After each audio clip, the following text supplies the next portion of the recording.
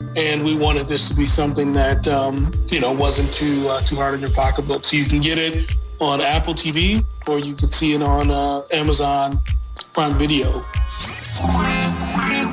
This is Blair Durham with Black Wall Street Today, your media hub for all things Black entrepreneurship, politics, news, and events in Hampton Roads and beyond. Hey, would you like to be a guest on Black Wall Street Today with Blair Durham? The link is in the show notes. And now, here's your host, Blair Durham. Greetings. Welcome back. It's the 120th edition of Black Wall Street Today, having a fantastic show, talking with creatives in the entrepreneur space. So excited now to welcome Mr. Ryan Culver to the show. He is the writer and director of the feature film, The Education of a Negro. He started writing the film the day after the verdict in the Philando Castille case and didn't stop until his first feature film had debuted on Apple TV as well as Amazon Prime. He's an avid lover of movies and thinks he has unique stories to tell. Welcome to the show, Ryan. How are you? Very good. Thank you for having me. Very excited. Yes, I'm excited too. I was looking at the title of the film, The Education of a Negro, and just thinking about what I know about the miseducation of the Negro and certainly the times that we're living in. Kudos to you on getting started. So talk a little bit about that journey in terms of creating this film. Yeah, I actually, I think I'm a little unique in that before the Philando Castille verdict, I had no interest in creating. I was in other endeavors, finance, retail, consumer goods. But with the Philando Castille case, because I was from Minneapolis, it hit different. And I was one of the ones that saw that original video of his girlfriend with his daughter in the back. And I thought, this time is different, right? I think a lot of Americans saw that video, a lot of Black Americans saw it and said, no, this is different. This is a crime. This is manslaughter. And I felt good for, the first time in a long time that the cop would be held accountable. And when he wasn't, I just didn't want to go to Facebook and Twitter and vent again. I said, I have something to say about this. This is wrong. And I immediately started writing. I had no clue how to write a screenplay. YouTube was very helpful in that regard. Right. And then I got through with the screenplay and we shared it with some people and they said, this is good. And then I thought, all right, I'm a pretty enterprising individual. Making a movie can't be that hard. And I put my mind to it and brought the right people in. And 2 years later, I had a feature film. Wow. So this is a business show. I'm always very interested in things like funding. I'm interested in distribution. These are two of the problems we're trying to assist our business community in solving. So what was that process like? I can't imagine the enormity of the undertaking from a funding standpoint, right? The production that went into to bringing this to life. Can you talk through just a little bit of those pieces as well? Yeah. I'm glad you're the first. I've done maybe a dozen interviews first to ask about really the business side of it. So I assume you weren't working with volunteers, right? No. So a couple things here. One, we were largely self-funded with some contribution from family that I was able to sell on the vision. Okay. I knew enough about filmmaking that we wanted to make this a micro budget, which was under $100,000. Okay. Because people, like you said, nobody works for free. And the one thing I didn't want to do was bring something janky to market, right? We have enough. There's a lot of that. Ugly babies, right? Yeah, there's a lot of that. And I thought I didn't want to do that. $100K felt like if I could invest in this film and get the family to see it, and I wasn't, to be honest with you, I wasn't terribly concerned with making my money back. It was more of a love letter. But there was a business component to it. I mean, we went through all those steps. We went through the budgeting. We actually went through the financing, drew the paperwork up for the family members that contributed. Okay. Because I'm a businessman, so you want to do things right. Mm-hmm. We set the budget, and I went into a lot of the Hollywood indie filmmaker groups and probably spent 3 to 6 months just building that core business plan of what this would look like. Because if you don't, you know this, it sounds like you've got a good head on your shoulders for business. If you don't go in with your plan, then you end up just spending willy-nilly. You're all over the place, and it's just not, you know what I mean? You just don't have, if you don't have a hold of your finances, you don't have a hold of your business. And so again, even though we weren't necessarily endeavoring to make, you know, the next Malcolm X film or, you know, something that would do 20 million at the box office, I still wanted to have a pretty good handle on that. So you wanted to have it. Yeah. So we probably spent 3 to 6 months working through all the budgets. Like I said, I come from business, but film budgeting is a little different. So there are a little bit more nuances. They have things called like above the line, which is, you know, how much you're going to pay your cast, your directors, your producers. Below the line is how much you're going to pay your crew, whether you want to do union or non-union, and all that stuff. So it was definitely for me I like to say when I finished business school, I interviewed at a couple investment banks. And one of the guys who interviewed me said, you never lose money in the markets, you just get an education. Meaning that if you lost, you should be learning something from that loss. And that's been 15 years ago. That's always, you know, stuck with me. And so I use this as my film school education, right? Yeah, if I'm gonna invest $100,000, I'm gonna learn how to make a film. I'm gonna make a film for the family, something that I can be proud of. And then I'm gonna learn all the intricacies of how the film industry works, including distribution. And I feel like I was able to do that. Yeah. It was interesting too. I was thinking about a conversation that I had recently with Deshana Spencer, who is the founder of Quality TV. If you're not familiar with Quality TV, you got to look it up, right? She's a streaming service essentially for all things Black film, right? A Netflix for Black film. And one of the things she said was, you know, if your MVP, your minimum viable product, does not embarrass you, right? You waited too late. You waited too late to get started. You know, we were talking through kind of what Quality TV looked like when she first launched it, you know, and then what it looks like now, just kind of the evolution of her project, right? And I was thinking about what you said, you know, I don't want to bring an ugly baby to market. And I'm on your website. I mean, this is super polished, super refined, you know, pulling Elisa from Insecure on. I mean, you know, you really did. You did a great thing here. So I'm excited for you, excited to see it. I'm gonna wait and take a look at it with my husband. He's certainly an aficionado of all things race, and kudos to you. Yeah. Thank you. I think it's, I want in that I'm being completely candid with you. That means the world to me, right? When I went into this, I said I wanted to make something the family could be proud of. And when I hear things like that, you know, just means the world to me, because it wasn't intended to be a story about us, but it's more a story about us in the mold of Judas and the Black Messiah. I don't know if you've had a chance to see American Skin. You know, I'm going to be just transparent. I have kind of steered clear. I remember seeing the Birth of a Nation, right? The Nat Parker rendering, and you know, powerful, and still, you know, powerfully disturbing and traumatic, right? One of the reasons why I haven't pressed play to kind of watch any of the things, you know, I couldn't bring myself to really, you know, watch the George Floyd incidents as they unfolded. It's just really traumatic, right?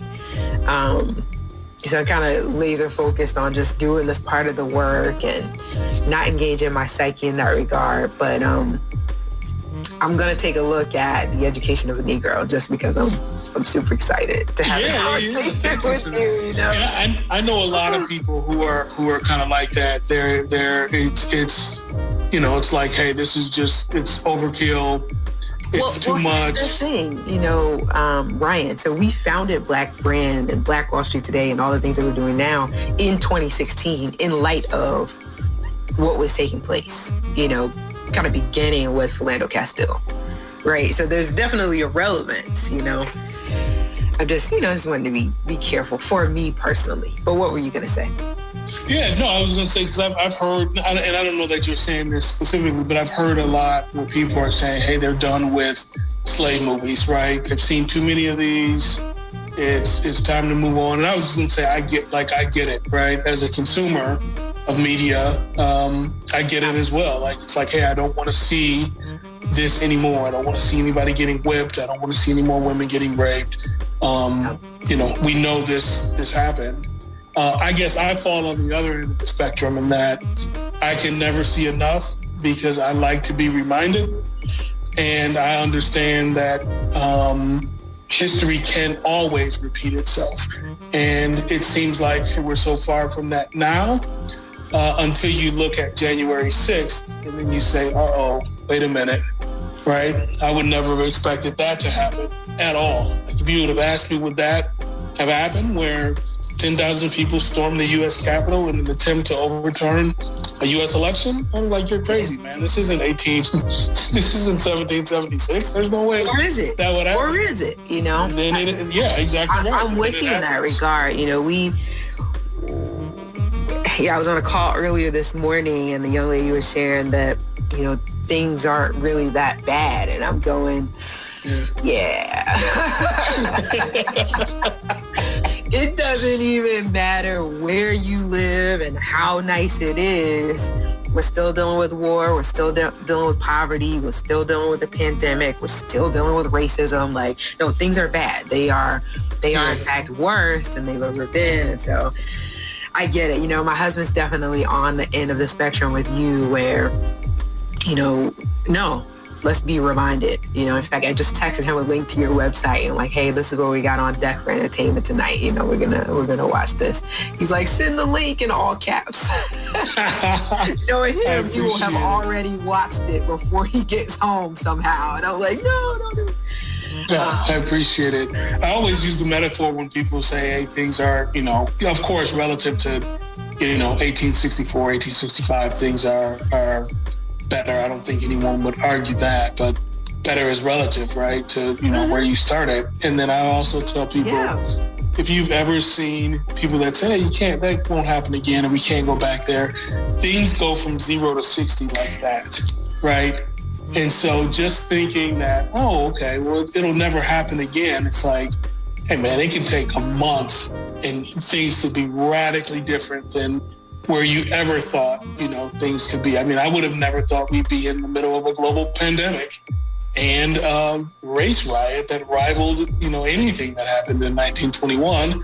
But we saw both of those in 2020. So anything can happen. And I'd like for people to be prepared and to be of clear and sound mind and to just and that's one of the reasons I made the movie and I named it aptly, that there's a lot of entertainment in there, but there's a lot of educating that I like to put in there. And so far the reviews come back pretty good. Like, people get it, and that always makes me feel good that they get the message that I was trying to convey. So I was gonna say, like, what's been the response, But I'm looking at some of the quotes on here and things like that. I know it's well received. Yeah. It's been well received. We were lucky enough to get our theater screening. We had 6 theater screenings, and we were able to get those in before the pandemic. And the Q&A, I tell you, we did a Q&A after each screening, and that was the best part of the screening for me because nobody left. Everybody had such good questions on what they just seen and very complimentary of the film. And as a filmmaker, that kind of stuff always buoys you, It's just like, that's great to just hear the questions and people are very interested and people are aware. And that, I think, is good for me. Like, people are aware that, these things are happening and that there's going to be, we're going to have to be an active part in whatever change comes about, right? We're not going to be passive in this. It's going to be an active part in whatever change we bring about. Yeah. Yeah, I mean, there could be a group here that might be interested in a screening. I don't know if you're still doing screenings, but a virtual screening of some kind, you know. I would love to chat with you about that offline. Yeah, absolutely. So we got about 2 minutes remaining. If you want to go ahead and plug your site, any social media, how can we access the film? Yeah, thank you. TheEducationOfANegro.com is a website that's all one string. Again, TheEducationOfANegro.com. If you want to go on Facebook, you can just go to Facebook.com, The Education Of, or at The Education Of for any social media, really. And the film is streaming. It's only $1.99. We appreciate your support. I appreciate your support in advance. We priced it reasonably because we knew there's a lot of entertainment options you have out there, and we wanted this to be something that wasn't too hard in your pocketbook. So you can get it on Apple TV, or you can see it on Amazon Prime Video today. And again, I definitely appreciate your listeners' support, and I think they'll really like the film. I really do. I think they'll like the film, and I think they'll like the message. Okay. Yeah, super cool. Glad you did it, and thanks for being willing to be transparent about the process. You know, I'm connected to a filmmaker, Solidify Productions, and I just know it takes a lot. So my question is, so I see you've got the Harsco movies. Is there another film that's going to happen? I'm very early in writing and development on another film. We are seeking to. I've always wanted to do things bigger and better, and so I'll just leave it at that. Right? We want to take a step up all around in this next project if we do it. So I can't say too much about what the film is. I don't know if you write or create.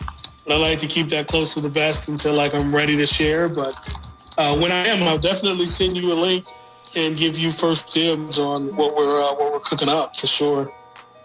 Okay, really exciting. I also have someone in the net. Oh man, we're out of time. This has been phenomenal. I was just ready to keep chit chatting. Thank you, Ryan. I really appreciate you coming on to the show today, and certainly we will remain in contact. Definitely want to have you back as things progress to deliver entertainment and edutainment value. Also, a tremendous thank you to our sponsors, Milestone Mental Health Agency, Apex Financial Group of Virginia, as well as the COO team. Visit our website, blackbrand.biz. If you're interested in growing or scaling your business, check out the B-Force Accelerator link there. Applications are open through the 15th. Again, and thanks so much for tuning in to Black Wall Street today, where we're building minds, building connections, and forging the path ahead toward business success in the Black community. Join us next week where we'll talk with Queen Sheba as well as Kelsey Nelson. We'll be back next week. Take care. This show was brought to you by the consulting services of Positive Vibes Incorporated. We do debt restructuring, we help with credit repair, and we put money into the pockets of real estate investors. If you're a real estate investor, get in contact with us. If you need debt restructuring or credit repair, get in contact with us. 757-932-0177, 757-932-0177. Phenomenal. Stay with us online at Black Wall Street Today on Facebook and Black Wall Street Today on Instagram, and then follow us on Twitter as well at BWS Today. We look forward to talking again next week. Have a wonderful week. I have said, and I will continue to say, that the most important priority for the Black community is the Black community, not a particular political party. Phenomenal. Hey, yo, when I say Black, you say Wall Street. Black Wall Street.